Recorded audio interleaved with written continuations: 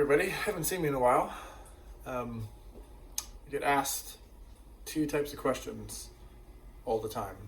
The first is, where do I get my supplies, my molds, my metal, all that? That's easy.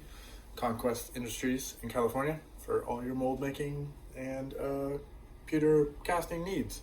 The second thing I get asked a lot is, when am I going to do another video?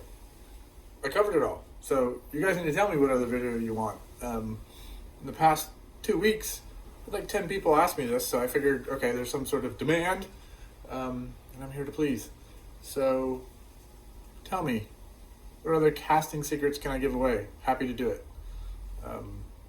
Since I released that video years ago, so almost a decade ago, I know that there have been 4 or 5 miniatures companies that have started up, actually, from watching my video, which is a little crazy and I feel a little bad. It set you guys off on some crazy path of destruction. And there's probably more out there. I actually hope there's not more out there. But yeah, let me know what I can do, what you need.